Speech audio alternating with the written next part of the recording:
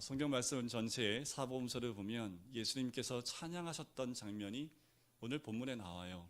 어떻게 보면 저번 주에 우리가 봤던 말씀에 나오는데 주님이 찬양했다는 그 말씀이 26절에 이미 나오지요. 보시면 이에 그들이 찬미하고 감난산으로 가니라. 이 감난산이라는 곳, 예수님이 기도했던 장소였던 것입니다. 그 겟세마네로 나가시는데 우리 주님이 그 제자들과 어떻게 하셨다고요? 찬미하고 가셨다라고 합니다. 그런데 우리 주님이 찬미했던 이 시기가 참 오묘합니다. 왜냐하면 그 26절 다음 27절부터 제자들이 배신하고 또 제자 가운데 한 명이 팔아버릴 그 음모와 그 모든 사건, 곧 십자가의 고난과 죽음의 십자가로 향하는 그 여정을 가시는 그 과정 가운데 우리 예수님이 어떻게 하셨다고요? 찬양을 하셨다라고 나옵니다. 여러분, 만약 우리가 고난과 시험 가운데 있는 분 있으십니까? 찬양 드리시기를 주님 간절히 축원드립니다. 왜냐하면 찬송이 시험을 이기는 능력이기 때문에 그렇습니다. 우리 주님 이제 곧 십자가를 지시는데 그 십자가 앞에 나가기 직전에 우리 주님은 찬양하며 겟세마네 동산으로 올라가는 모습을 보게 되지요. 그런데 왜 감난산 그 겟세마네로 가셨을까요? 왜냐하면 우리 주님은 늘 감난산으로 올라가셨습니다. 왜 올라가셨을까요? 습관적으로 기도하기 위해서 갔던 곳이 오늘 예수님이 올라가셨던 겟세마네 동산이라는 곳이에요. 여러분들 습관적으로 가시는 곳이 어디입니까? 저는 알아요. 여러분들 다 습관적으로 이곳에 오신다는 거 제가 압니다. 그냥 주일만 되면 요 시간대 되면 몸이 자동으로 움직이시잖아요. 그죠? 시간대만 되면 눈이 떠지시지요. 네, 복된 습관인 줄 믿습니다. 그 말고 다른 습관을 가지시면 안 됩니다. 아시겠죠? 우리 예수님은 습관적으로 뭐하러 가셨다고요? 기도하러 가셨다고요. 그 겟세마네라는 그곳은 히브리어로 기름을 짜는 틀이라는 이름을 그 뜻을 가지고 있습니다. 참 그 이름 안에 암시적인 의미가 있지요. 우리 예수님의 기도가 어떤 모습과 동일해요? 기름을 짜는 것 같은 그런 모습이 우리 예수님의 겟세마네 기도입니다. 누가복음에 보면 우리 예수님이 겟세마네 기도하실 때 땀방울 속에 뭐가 섞여 나왔습니까? 피가 섞여 나왔다고 해서 피방울이라고 표현을 합니다. 그렇게 우리 주님의 그 겟세마네 기도는 정말 온 몸을 쥐어 짜는 듯한 그런 기도였다라는 거지요. 의학적으로 보면 피가 땀처럼 나는 증상이 있습니다. 그게 혈안증이라고 하는데요. 이 혈안증이라는 증상은 쉽게 나타나는 증상이 아닙니다. 극도의 스트레스가 있을 때 땀에 피가 섞여서 나오는 증상입니다. 그렇듯 우리 예수님의 기도는 그런 고통 가운데 주님 앞에 간절히 드리는 기도였다라는 거지요. 겟세마네 동산에서 우리 예수님이 기도하시는 모습, 복음서 어디서도 잘 나타나지 않는 우리 예수님의 고뇌와 슬픔과 괴로움이 묻어있는 그 솔직한 표현이 나오는 것이 이 겟세마네 기도입니다. 예수님이 이 땅에 오셨을 때 신으로 오신 분이 아니라 인간으로 오셨지요. 그래서 이 땅에 계실 때 슬퍼하셨고요. 또 분노하시기도 하셨고 또 기뻐하기도 하셨던 분이 우리 주님입니다. 그런 주님께서 이제 이 기도 앞에 깊은 고통과 근심과 탄식을 쏟아내고 있는 그 말씀이 오늘 성경에 적혀 있어요. 자, 33절 34절에 보면 이렇게 나오지요. 그 제자들을 데리고 가실새 심히 놀라며 슬퍼하십니다. 그리고 말씀하시되 우리 주님이 이렇게 말씀하시죠. 내가 마음이 심히 고민하여 죽게 되었다. 우리 주님 사복음서의 말씀 보면 이런 말씀 하신 적이 없습니다. 이렇게 괴롭다라고 제자들에게 공개적으로 표현하신 적도 없습니다. 그 얼굴에 괴로움과 슬픔이 그 묻어나는 얼굴이 때로는 이 사단에 붙잡혀 있는 영혼들 때문에 때로는 질병의 고통 가운데 있는 그 영혼들을 보면서 마음의 괴로움, 불쌍히 여기는 마음이 얼굴에 드러나신 적은 있지만 개인적인 그 감정이 얼굴에 묻어났던 적은 전혀 없었던 주님입니다. 그런데 이 겟세마네 동산에 올라가시면서 기도를 하시기 전에 그 괴로움을 토해내고 계시는 모습이 보이죠. 얼마나 괴로웠냐 하면 엎드려 계십니다. 누가복음 22장에 보면 무릎을 꿇고 기도하셨다고 나오고요. 마태복음에 보면 얼굴을 땅에 파묻고 기도하셨다고까지 나옵니다. 복음서에 보면 분명히 예수님은 죽음을 알고 계셨지요. 죽게 될 때가 가까이 왔다고 말씀하셨고, 주님은 공생의 시작 때부터 이 십자가를 향하여 부단히 달려왔던 분이 우리 주님입니다. 요한복음 17장에 보면 그 죽음은 가장 영화롭다라고까지 말씀을 하셨습니다. 그리고 죽은 후에 3일 만에 다시 너희들에게 찾아오겠다, 부활을 말씀하셨던 분이 우리 주님입니다. 이런 모든 말씀을 종합해 본다면 겟세마네에서 기도드리는 우리 주님의 모습은 괴로워야 될까요? 아니면 그 죽음을 담대히 받아들이며 인정하며 그렇게 기도함으로 담대히 나가셔야 됐을까요? 우리 주님의 모습은 담대한 모습보다 슬픔과 괴로움과 탄식의 그 기도 가운데 나갔던 거지요. 왜 그러셨을까? 여러분들 순교자의 모습을 보면 참 담대한 모습들을 많이 봐요. 여러분들 초대교회 감독이었던 폴리갑은 화형을 당할 그때에 이렇게 마지막 고백을 합니다. 당신들이 붙인 불은 1시간쯤 타다 꺼질 뿐입니다. 하지만 당신들은 다가올 심판의 불을 모르고 있습니다. 당신들 마음대로 하시오. 마지막 순간에 이런 고백을 하고 폴리갑은 순교를 합니다. 역사상의 많은 순교자들이 그렇게 담대하게 죽음을 맞이했습니다. 근데 우리 예수님의 모습은 어떤가요? 그 담대함보다도 어떤 모습인가요? 괜히 그 모습 가운데 슬픔과 또한 두려움과 괴로움으로 가득 차 있는 우리 주님의 모습을 보면 참 뭔가 어울리지 않고 좀 동떨어져 있는 모습이지 않을까라는 생각을 해보게 됩니다. 예수님이 두려움에 사로잡혔던 것처럼 왜 이렇게 연약한 기도를 하시는 걸까? 이 질문이 우리에게 있어야 되는 거지요.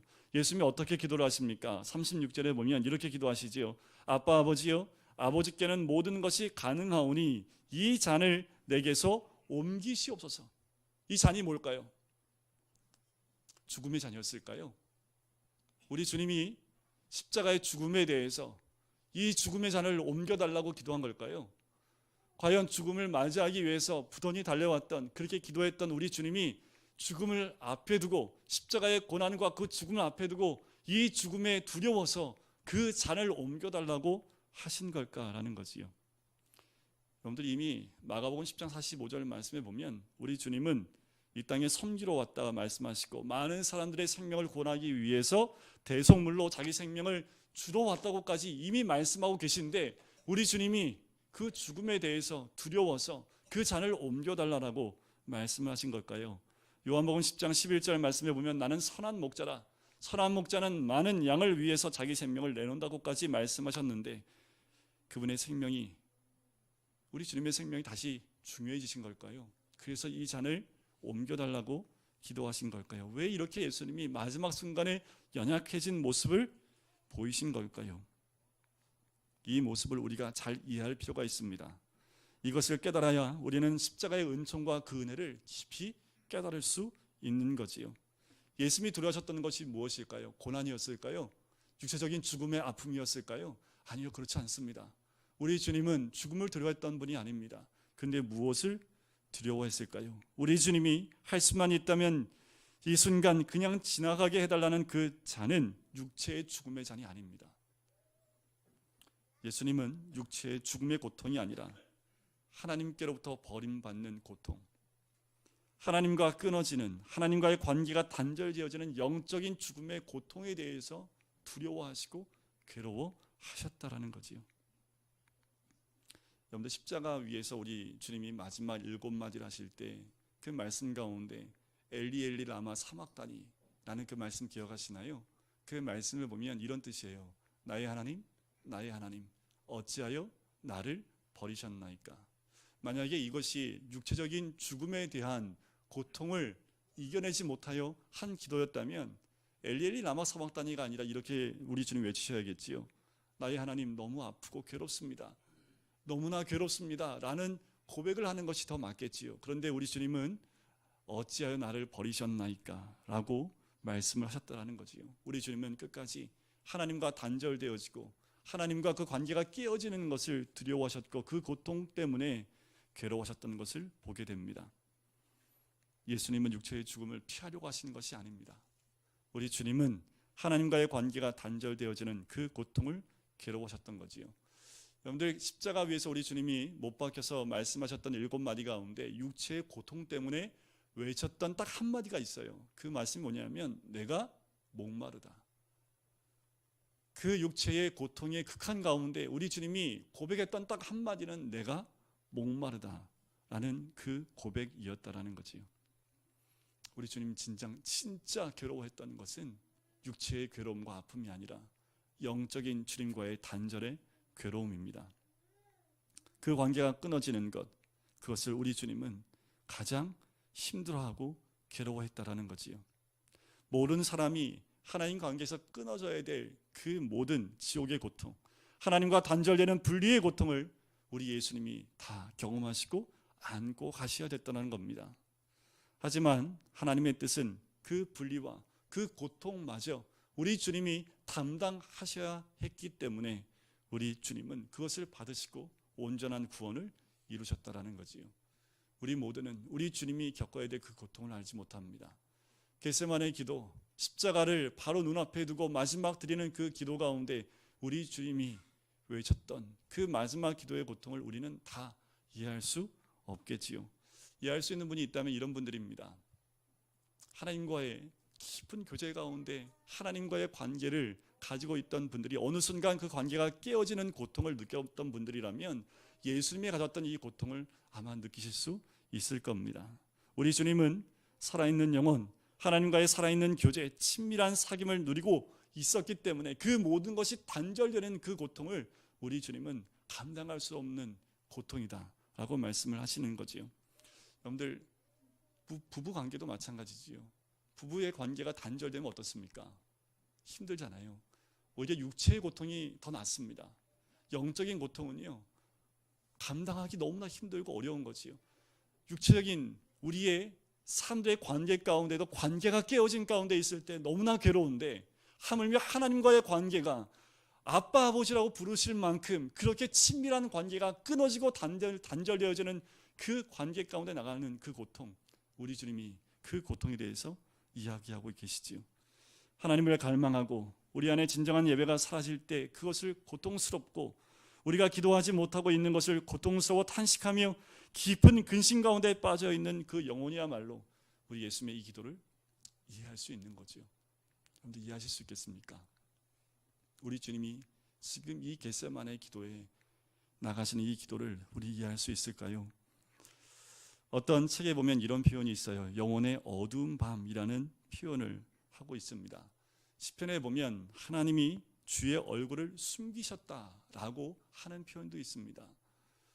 근데 그런 거잖아요. 우리 주님과 늘 눈과 눈을 마주 대하며 주님을 늘 가까이 했던 그 관계 가운데 갑자기 하나님이 숨으셨습니다. 전혀 주의 음성을 들을 수도 없고 주님의 함께 하시는 그 느낌도 느낄 수 없는, 늘 함께 있었던 그 주님이 갑자기 사라져버리는 그 느낌 가운데 있을 때 그 느낌 자체가 굉장히 괴롭고 고통스러운 거지요. 이런 경험은 하나님과 정말 친밀한 사귐이 있는 사람만이 느낄 수 있는 고통입니다. 예를 들면 이런 거지요. 저 2층에 우리 태연이가 와 있는데, 저 아이가 늘 누구와의 관계 가운데 있습니까? 우리 어린 아기들 보면 엄마지요.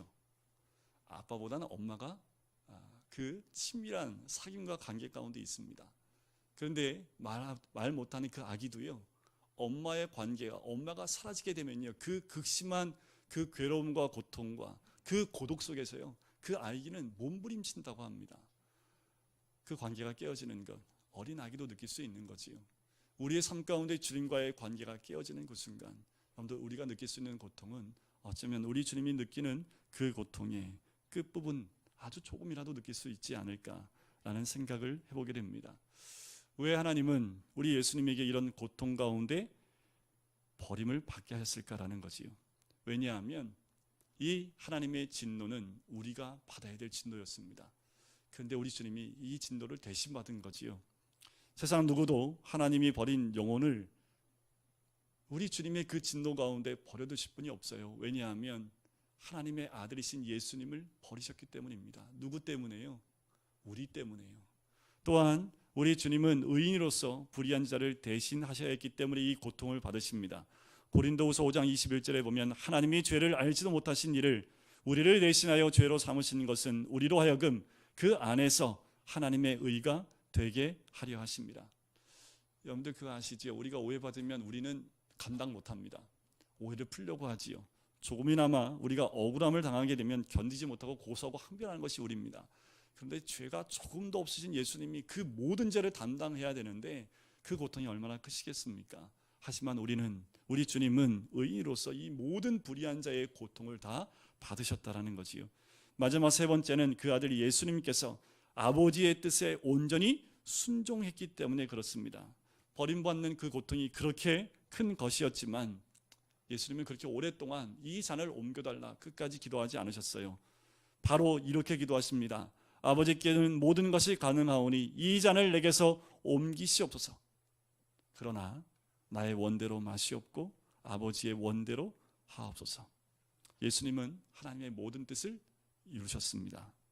아버지와의 교제가 끊어지는 고통스러움, 그 고통을 피하고 싶어 하셨지만 하나님의 뜻에 순종함을 통하여 우리 안에 진정한 구원을 이루도록 하나님께서 그 주님에게 그 모든 고통을 받게 하셨다라는 거지요. 바로 우리 주님은 순종의 그 결단을 통해서 우리에게 진정한 구원의 길을 여신 분이 우리 주님이십니다. 우리가 감사해야 될 것, 우리가 느끼고 우리가 경험해야 될 그 고통을 우리 주님께서 다 받아 가셨다라는 거지요. 우리 주님은 이 겟세마네 기도 가실 때 혼자 가지 않으셨습니다. 누굴 데려가셨을까요? 세 명의 제자를 데려가십니다. 베드로와 야고보와 요한을 데려가셨습니다. 지금까지는 우리 예수님의 겟세마네 기도의 고통에 대한 부분을 나눴다면 이제 우리 주님은 왜 세 명의 제자를 데려가셨을까? 그리고 그 세 명의 제자에게 뭐라고 말씀을 하셨습니까? 깨어 기도하라. 우리 주님이 세 명의 제자에게 야 너희들 나를 위해 좀 중보해라. 내가 너무 힘들고 어려우니까 너 아이들 위해서 나를 위해서 중보 기도해라 라고 말씀하지 않으셨습니다. 함께 겟세마네 기도에 올라가셔서 뭐라고 말씀하시냐면 깨어 기도하라. 이 말씀을 가만히 보면 이런 뜻입니다. 너희가 시험에 들지 않도록 기도하라 라고 말씀하시는 거지요. 왜요? 장차 다가올 십자가는 예수님만 져야 될 십자가가 아니기 때문에 그렇습니다. 그 십자가를 준비하는 것은 제자들도 똑같이 준비해야 되기 때문에 기도로 준비하라는 거지요. 기도로 준비하지 않으면 이들은 주님을 모른다, 부인할 수밖에 없고 십자가를 멀리 하고 떠날 수밖에 없는 죄인들이었기 때문에 그 제자들에게 십자가의 그 고통 가운데 함께 동참하도록 겟세마네 기도에 데리고 가셨던 겁니다. 우리 주님은 지금도 우리 한 사람 한 사람을 이 겟세마네 기도 가운데 데려나가기를 원하고 계세요. 여러분들이 이곳에 나오신 것도 또한 이 말씀을 듣는 것도 우리 주님은 그 겟세마네 기도 가운데 함께 깨어나가자라고 우리를 초청하시는 것인 줄 믿습니다. 예수님은 그들의 영혼을 위해서 깨어 기도를 하고 또한 겟세마네 기도에 동참하라고 말씀을 하셨습니다. 근데 제자들이 어떻게 했다고요? 자고 있지요. 깨어 있으라고 했는데 졸았습니다. 앉아 있으라고 했더니 뭐 하고 있어요? 누워 있습니다. 깨어 있으라고 했더니 깊이 잠들어 있는 그 제자들의 모습을 발견합니다. 그러면서 우리 주님이 예끼놈들 하지 않으시고요. 뭐라고 하셨을까요? 마음에는 원이로되 육신이 약하도다. 우리 주님 마지막 순간까지 제자들의 그 모든 것을 이해하셨던 우리 주님의 모습을 봅니다. 제자들의 이 실패가, 이 잠잤던 것들이 왜 이렇게 크게 부각되었을까요? 그 이유는 여기에 있습니다. 왜 제자들이 이 잠자는 것들이 크게 부각됐냐면 31절에 그 이유가 있어요. 베드로가 힘있게 말하되 내가 주와 함께 죽을지언정 주를 부인하지 않겠나이다 하고 모든 제자도 이와 같이 말하니라. 한번 여쭤볼까요? 여러분들 예수님 모른다고 부인하실 수 있는 분, 나는 절대로 예수님을 부인하지 않겠다라고 말씀하시는 분이 계시지요. 근데 누가 부인할 분 계십니까? 한 분도 안 계시죠, 그죠? 제자도 그랬다니까요. 내가 정말 죽을지언정 주님 모른다고 할 사람 아닙니다. 저를 어떻게 보십니까? 하면 모든 제자들이 뭐라고 합니까? 절대로 나는 주님 부인하지 않겠습니다 라고 말했던 이들이 지금 뭐 하고 있어요? 자고 있다니까요. 방금 전에 맹세했던 제자들이요, 그들에게 깨어있으라고 말씀하심에도 불구하고 잠시도 기도하지 못했던 연약한 모습을 보여주고 있습니다. 왜 그럴까요? 이들의 실패가 드러나기 때문에 그렇습니다. 기도해야 될 때 그때 사탄의 시험이 있었다는 것을 알 수 있지요. 사탄은 우리 주님 광야의 시험서부터 마지막 순간까지 사탄은 예수님을 시험하기 위해서 달려들어왔고 이 마지막 순간에도 시험이 남아 있습니다. 바로 그 겟세마네에서 마지막 사탄과의 싸움이 있는데 그 현장에 있던 제자들이 뭐 하고 있어요? 잠을 자고 있다라는 겁니다. 그 잠으로 그 시험에서 진 것이지요. 사탄은 마지막 카드가 뭐였냐 하면 잠이었습니다. 그리고 그 잠으로 제자들을 넘어뜨린 거지요. 그런데 이런 것 있지요. 참 중요한 순간 꼭 들어야 되는데 이 말씀을 듣지 못하도록 방해하는 사탄의 역할이 있습니다. 사탄이 하는 거지요. 말씀을 꼭 들어야 할 성도가 말씀을 듣지 못하게 만드는 일이 생긴다면 여러분들 경계하셔야 됩니다. 하나님의 음성을 듣지 못하도록 귀를 막고 있는 것, 그것이 무엇이냐면 잠자고 있다라는 거지요. 제자들에게 찾아오는 것이 무슨 잠일까요? 베드로만 자고 있어요? 야고보만 자고 있어요? 다 자고 있지요. 네, 어떤 교회 가면 딱 말씀이 시작하면 50%가 고개를 딱 숙입니다. 참 재밌어요. 네. 딱 말씀만 시작하면 정확하게 50%가 고개를 딱 숙여요. 근데 보통 이제 이런 교회도 있어요. 이제 무슨 분쟁이 있을 때 이제 분쟁 가운데 그런 모습이 드러나는 경우도 있지만 전혀 그렇지 않은데 예배 시간에 말씀만 시작하면 딱 고개 숙였다 말씀 끝나면 딱 고개를 들어요. 이건 영적 전쟁에서 실패한 겁니다. 사단이요 우리의 귀를 막아버리는 거지요. 우리의 귀를 막는 가장 좋은 방법은 뭐예요? 집단적인 잠입니다. 영적인 잠을 재워버리면 하나님의 음성을 못 들어요. 찬양할 때까지 눈이 총총했는데 찬양 끝나자마자 딱 말씀이 시작하자마자 고개 숙였다가 말씀이 끝나면 다시 눈이 초롱초롱해지는 육적인 잠을 넘어서 영적인 잠을 자고 있는 거지요. 그런데 우리가 시험에 들 수 있는 건요 영적인 잠에 취해 있을 때입니다.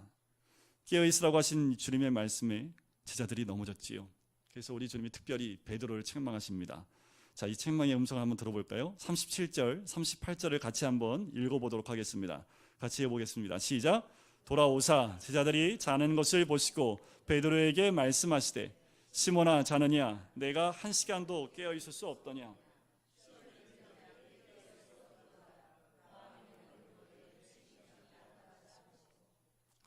여러분들 겟세마네 기도에 오셨는데 우리 주님이 베드로에게 이 말씀하시지요. 베드로의 이름 가운데 우리의 이름이 안 들어갔으면 좋겠습니다. 예배의 이 순간만이 겟세마네의 기도의 장소가 아닙니다. 내 영혼이 잠자고 있다면 주님은 동일하게 이렇게 말씀하실 겁니다. 누구야 자느냐 내가 한 시간도 깨어 있을 수 없더냐. 시험에 들지 않게 깨어 있어 기도하라. 마음에는 원이로되 육신이 약하도다. 베드로가 넘어질 수 있었던 것은 무엇 때문일까요? 기도하지 않았기 때문입니다. 우리 주님은 이 베드로뿐만 아니라 우리 모두에게 말씀을 하시는 거지요. 우리 모두와 함께 손을 붙잡고 우리 주님은 이 겟세마네 기도에 같이 올라가길 원하십니다. 우리의 영혼은 잠자는 영혼이 되면 안 됩니다. 육체적인 잠이 아니라 영적인 잠을 자는 영혼이 되어서는 안 되지요. 영적으로 깨어 있어야 합니다. 살아 있어야 되고요. 살아있는 영혼이 되어야 합니다. 베드로는 잠자는 영혼이 되었지요. 여러분들 잠자는 영혼이 되시면 안 됩니다. 여러분들 영혼의 종류에는 세 가지가 있습니다. 죽어있는 영혼, 깨어있는 영혼, 잠자는 영혼. 세 개의 영혼 외에는 없어요. 여러분들 죽어있는 영혼 손 들어보세요. 주의 교회에 나왔기 때문에 죽어있는 영혼 한 명도 없겠지요. 그럼 둘 중에 하나입니다. 깨어있는 영혼이든지 잠자는 영혼입니다. 잠자는 영혼은 미래를 준비할 수 없습니다. 주님이 다가올 그 시험을 준비하라고 하는 그 시험을 준비하지 못해요. 그래서 어떻게 됩니까? 하나님 뜻은 사라지고 내 뜻대로 가다가 넘어질 수밖에 없는 영혼이 잠자는 영혼입니다. 예수님 제자들에게 깨어 기도하라고 하셨지만 기도에 실패했기 때문에 결국 이들이 어떻게 됐을까요? 우리 주님을 모른다라고 부인하고 저주하고 맹세하는 그 자리에 있던 자들이 바로 이 제자들이었습니다. 우린 뭐 달라요? 우리도 기도하지 않고 깨어있지 못하면 어느 순간인가 우리의 삶 가운데 주님을 부인하는 그 자리에 나갈 수 있다는 겁니다. 여러분들 멀리 있지 않습니다. 12월 달만 되면 우리 모두는 그런 환경 가운데 다 노출되어져 있어요. 다 예수를 모른다라고 부인하는 그 환경 가운데서 우리가 기도로 준비하지 않고 있으면 우리도 이 12월 달에 또 넘어지고 주님, 난 주님 모릅니다라고 부인하는 그 모습을 우리가 드러낼 수 있다는 겁니다. 결국 이 제자들은 기도에 실패했고 시험 당할 때 실패했습니다. 기도에 승리하면 시험 당할 때 승리하게 됩니다. 여러분들 이 겟세마네 기도에 넘어지지 않으시기를 주의 이름으로 간절히 축원드립니다. 잠자는 영혼이 아니라 깨어있는 영혼이 되셔야 되지요. 그래서 주님이 하시는 그 기도 가운데 동참하셔야 됩니다. 그것은 주를 위한 기도가 아니라 우리 영혼이 주님을 모른다 부인하고 저주하고 맹세하는 그 자리에 가지 않도록 우리가 승리할 수 있도록 할 수 있는 것이 이 기도의 승리라는 거지요. 예수님께서 십자가의 극심한 고통과 사람들의 조롱 속에서도 예수님이 구원을 이룰 수 있었던 이유는 무엇이냐 하면 이 겟세마네 기도에서 우리 주님은 승리했기 때문에 그렇습니다.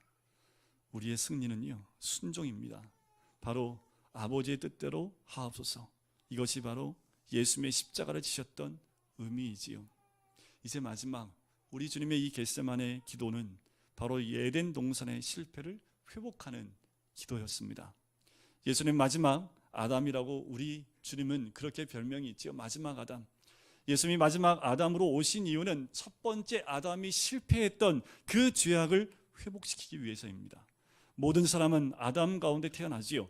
이 마지막 아담으로 오신 예수님은 순종하심으로써 첫 번째 아담이 담당하지 못했던 그 모든 저주를 다 담당하신 분이 우리 주님이십니다. 에덴 동산에서 아담과 하와는 선악을 알게 하는 나무의 열매를 따먹음으로 타락하여 불순종했다면 우리 예수님은 순종하심으로 그 잔을 받으심을 통해서 구원을 이루신 분이 우리 주님이지요. 아담과 하와가 왜 넘어졌을까요?